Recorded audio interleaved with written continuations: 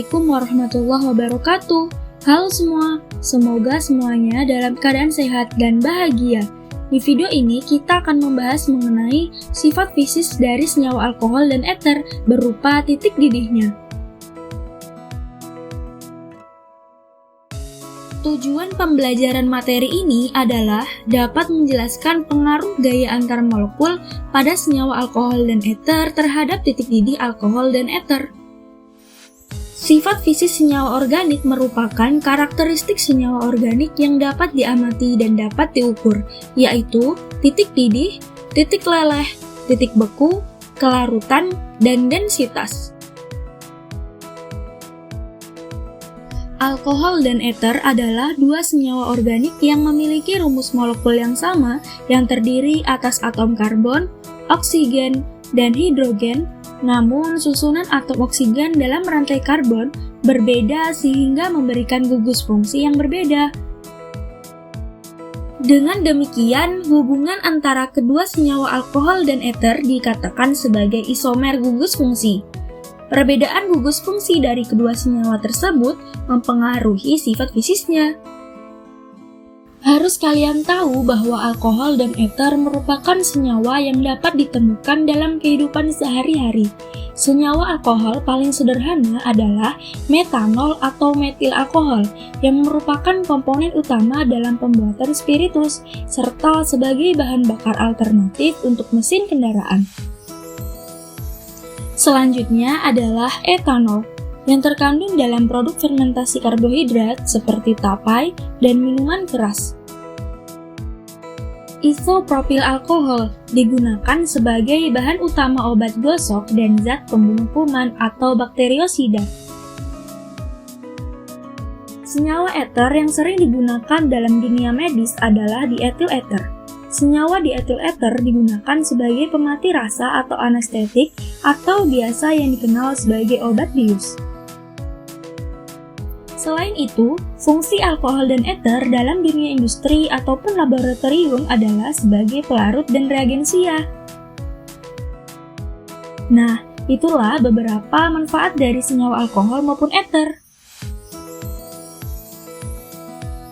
Di sini kita akan membahas perbedaan gaya-gaya antar molekul yang terjadi pada kedua senyawa tersebut dan bagaimana perbedaan gaya antar molekul tersebut mempengaruhi titik didih alkohol dan eter.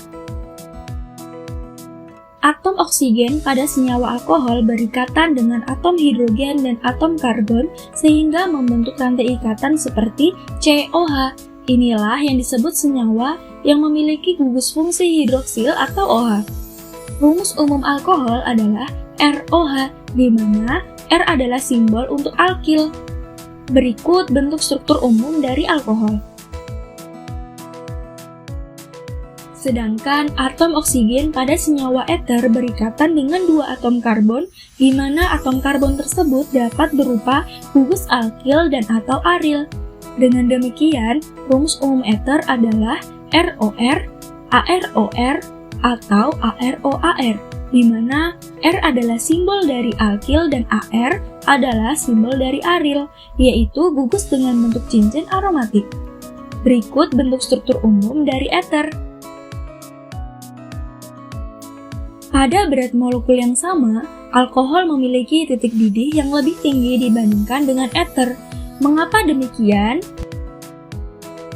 Untuk menjelaskan perbedaan titik didih antara isomer gugus fungsi alkohol dan eter, mari perhatikan percobaan penentuan titik didih isomer gugus fungsi alkohol dan eter. Dari hasil percobaan diketahui bahwa normal butanol memiliki titik didih 106 derajat Celcius, sedangkan dietil eter memiliki titik didih 40 derajat Celcius. Maka diperoleh kesimpulan bahwa titik didih normal butanol lebih tinggi daripada dietil eter. Mengapa terjadi perbedaan titik didih normal butanol dan dietil eter? Antar molekul suatu senyawa organik melakukan gaya tarik-menarik satu sama lain yang dinamakan sebagai gaya antar molekul. Gaya antar molekul pada senyawa organik dapat berupa gaya London, gaya van der Waals, dan ikatan hidrogen. Jenis gaya antar molekul yang dimiliki oleh senyawa organik sangat bergantung pada struktur molekul senyawa organik tersebut. Gaya London adalah gaya antar molekul yang terjadi pada molekul-molekul nonpolar atau molekul yang terdiri atas rantai hidrokarbon. Gaya van der Waals merupakan gaya tarik-menarik listrik yang relatif lemah akibat kepolaran molekul yang permanen atau terinduksi. Ikatan hidrogen adalah interaksi antara atom hidrogen bermuatan parsial positif pada suatu molekul dengan atom oksigen, fluor, dan nitrogen dari satu molekul lainnya.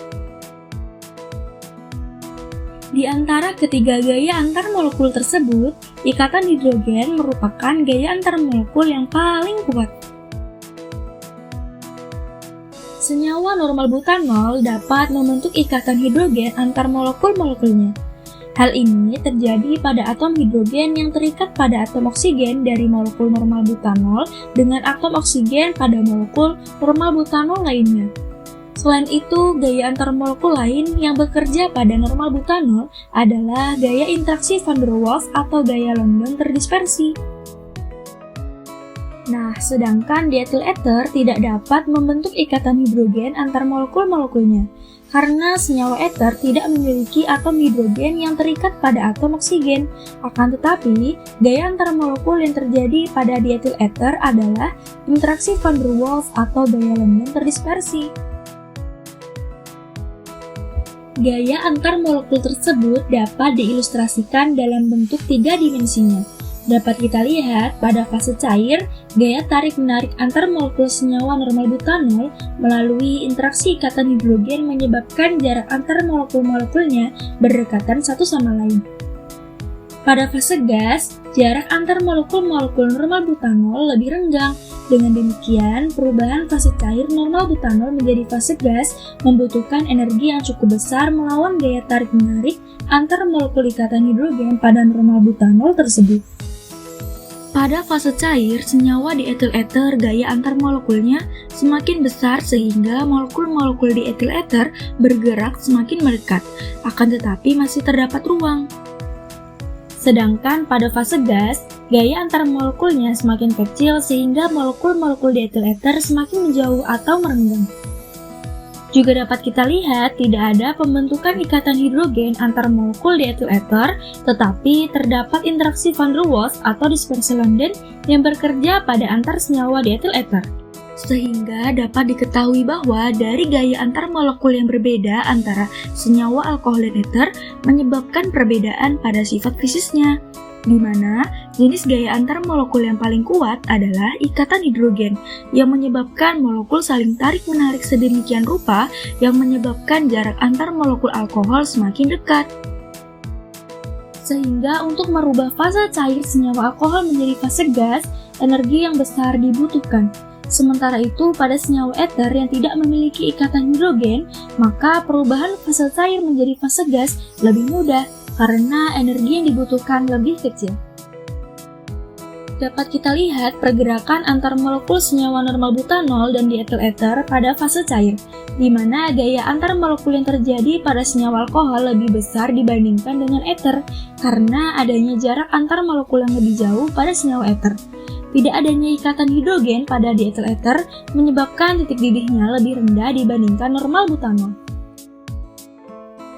Dari materi yang telah kita bahas kali ini mengenai sifat fisis dari senyawa alkohol dan ether, maka dapat disimpulkan bahwa titik didih alkohol lebih tinggi daripada ether disebabkan karena alkohol memiliki gaya antar molekul berupa ikatan hidrogen dan interaksi van der Waals atau dispersi London. Sedangkan pada ether tidak memiliki ikatan hidrogen, tetapi terdapat gaya antar molekul berupa interaksi van der Waals atau dispersi London. Dari pembahasan yang telah disampaikan dalam video kali ini, akan kita bahas lebih dalam lagi mengenai perbedaan titik didih dari senyawa alkohol dan ether pada video bagian kedua. Cukup sekian video ini, semoga bisa dipahami dengan baik dan kalian bisa memahami sifat fisis berupa titik didih senyawa alkohol dan ether berdasarkan gaya antar molekulnya dengan tepat. Terima kasih. Wassalamualaikum warahmatullahi wabarakatuh.